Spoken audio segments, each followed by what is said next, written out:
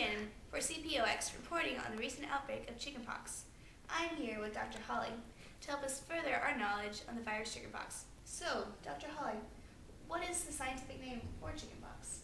Scientific name for the virus chickenpox is herpes viridae. Interesting. So, is this part of the herpes families? Yes, it is. What are the symptoms for this virus? Well, first you get a fever, a headache, you have a sore throat, and you're not very hungry.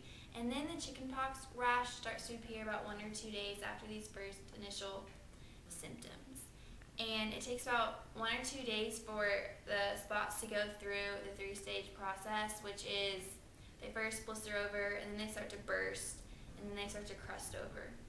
And so you can go back to school or work when the spots have entirely crusted over. It takes about 10 days for the spots to crust over. This is a picture of a boy who has the first initial symptoms of chickenpox before the bumps have appeared, and this is a picture of chickenpox bumps or the chickenpox rash.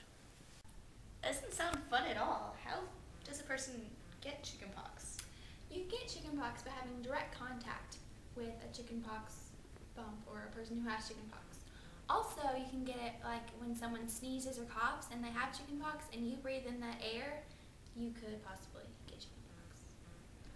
Oh my, so is this disease contagious? Yes, it is very highly contagious.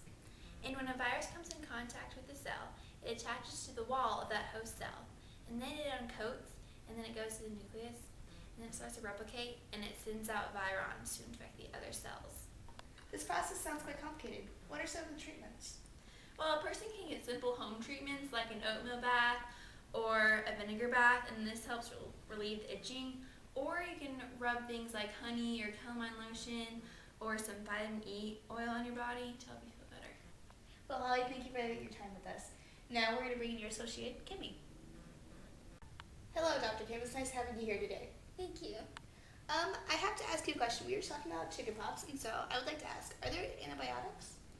Since it is a virus, there is no antibiotic to cure it, but if you scratch it, because you're not supposed to, you can get bacteria in it, and if that happens, you can get an antibiotic. Can the chickenpox be prevented then? Yes, you can. You can get the chickenpox vaccine. It works 70 to 85% of the time, and even if you get the shot, doesn't mean that you can't get the virus. Thank you very much, Kimmy. So, can you tell me where around the world there are not many deaths from chickenpox? This map shows chickenpox deaths. The orange represents the most deaths, and the dark green represents the countries with the least deaths. Each European country has about 1 death each, and Canada has about 1 death. Do you have any statistics on this disease? Yes, before the vaccine was widespread, there was about 3 to 4 million cases of chickenpox per year. That number has decreased since the vaccine has come out. Also, the chickenpox occurs in children 14 and younger 90% of the time. So, what can people do to help? People can stay away from people who are infected and just stay healthy. Wonderful. This has been Shannon for CPOX News.